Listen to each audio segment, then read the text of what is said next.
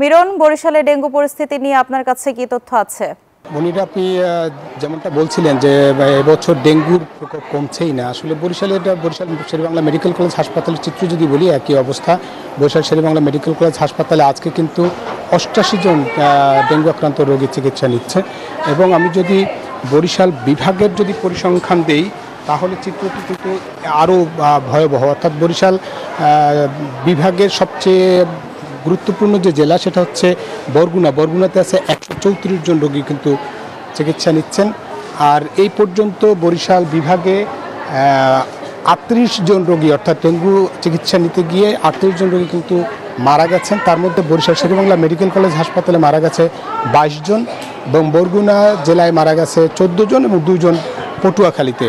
আর রোগীর ভর্তির চিত্র যদি বলি, বরিশাল বিভাগে আজকে 422 জন রোগী কিন্তু বিভিন্ন হাসপাতালে ভর্তি হয়েছে। তার মধ্যে বরিশাল শেরেবাংলা মেডিকেল কলেজ হাসপাতালে যেমন 88 রোগী আছে, এর বাইরে জেলায় আছে 51 জন।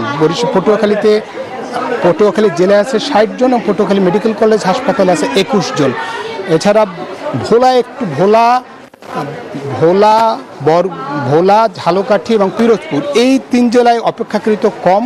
কিন্তু এছাড়া বরিশালে কিন্তু ভয়াবহ অবস্থা আকার ধারণ করছে, শঙ্কিত হয়ে পড়ছে রোগীরা। তবে চিকিৎসকরা যেমনটা বলছেন যে এখন পর্যন্ত কিন্তু বরিশাল বিভাগীয় স্বাস্থ্য অধিদপ্তর যেমন জানিয়েছে যে বরিশালে 16,017 জন রোগী কিন্তু চিকিৎসা নিয়ে সুস্থ হয়ে বাড়ি ফিরেছেন। সুতরাং শঙ্কার কোনো কারণ নেই, সবাইকে বলছেন সতর্ক থাকতে এবং একই সঙ্গে গুরুত্বপূর্ণ অবস্থা অর্থাৎ সংকটাপন্ন হওয়ার আগেই যেন চিকিৎসকের পরামর্শ নেন, এমনটাই বলছেন চিকিৎসকরা।